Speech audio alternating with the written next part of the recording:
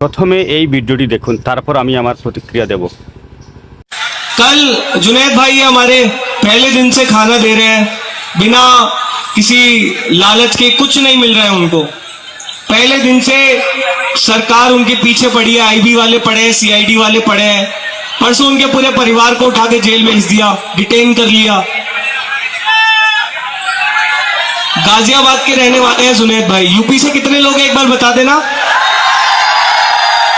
तो योगी जी ये वीडियो देख रहे हैं तो जुनैद भाई के परिवार को तुरंत रिहा कीजिए, वरना जितनी जनता यूपी की इस समय यहाँ मौजूद है उससे 500 गुना ज्यादा जनता भी जाकर जुनैद भाई के परिवार के समर्थन में धरना देगी।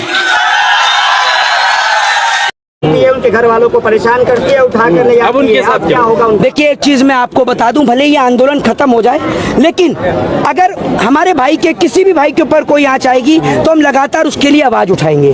ये बात आप याद रखिएगा, क्योंकि उस व्यक्ति ने डे फर्स्ट से डे लास्ट तक सभी बच्चों का पेट भरने का काम किया है और हम सब भी उनका साथ देंगे। देंगे या नहीं?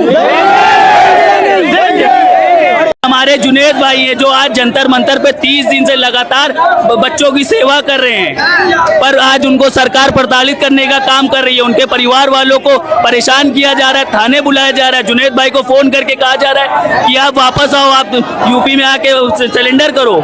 आज ये सरकार उनको परेशान करने का काम कर रही है। क्यों किया जा रहा है? जुनैद वो बच्चों के खाना खिला रहे, बस इतना जुल्म है उनको। দিল্লির যন্তর মন্তরে ছাত্ররা 36 দিন ধরে আন্দোলন করেছে। এই 36 দিন ছাত্রদের মধ্যে খাবার বিতরণ করতে দেখা যায় জুনেদকে। এবার জুনেদের উপর পুলিশের চাপ সৃষ্টি হচ্ছে, জুনেদের পরিবারের উপর পুলিশের চাপ সৃষ্টি হচ্ছে। জুনেদের বাড়ি উত্তরপ্রদেশের গাজিয়াবাদে তার বাড়ি। সেই গাজিয়াবাদ থেকে তাকে চাপ সৃষ্টি করা হচ্ছে। তার বোনকে দিয়ে যন্তর মন্তরে জুনেদকে ফোন করানো হচ্ছে যে জুনেদ যেন সেখানে চলে যায়, মানে তার বাড়িতে চলে যায়, আন্দোলন থেকে যেন সরে যায়, সে চলে যায়।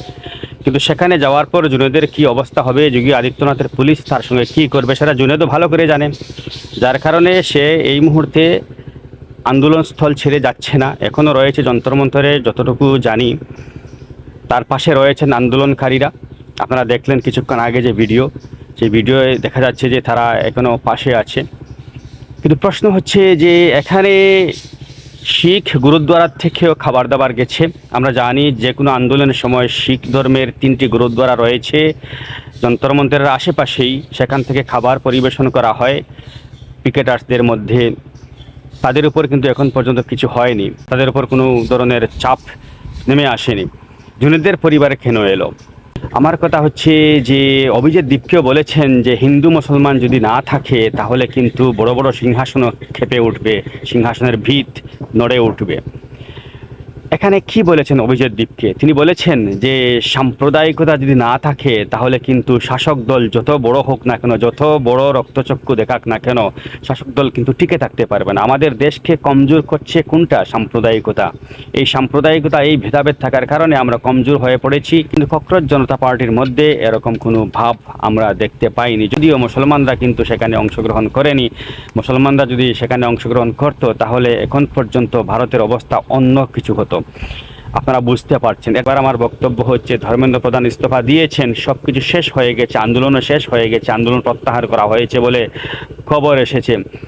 কিন্তু জুনেদদের কি হবে? যে কয়েকজন জুনেদ এখানে এসেছিল, তারা ছাত্রদের পাশে দাঁড়িয়েছিল, তাদের সেবা করেছে, খাবার দাবার বিতরণ করেছে, তারা কিন্তু আন্দোলনে জড়িত হয়নি, আন্দোলনে অংশগ্রহণ করেনি। তারা শুধুমাত্র খাবার পরিবেশন করায়, তাদের পরিষেবা দেওয়ায়, তাদের সেবা করায় তাদের উপর জটিলতা নেমে আসছে, তাদের উপর অত্যাচার নেমে আসছে। মানসিক শারীরিক অত্যাচার হবে এটা আমরা ভালো করেই জানি, যার কারণে আগের থেকেই আমরা সতর্ক করেছিলাম তোমরা সেখানে যাবে না, আন্দোলনে যাবে না। কিন্তু এবার দেখতে পাচ্ছি ব্যাপারটা উল্টো হয়ে যাচ্ছে। তবে খুশির খবর হলো যে এখন পর্যন্ত আন্দোলনকারীরা জুনেদের সঙ্গে আছে বা জুনেদদের সঙ্গে আছেন।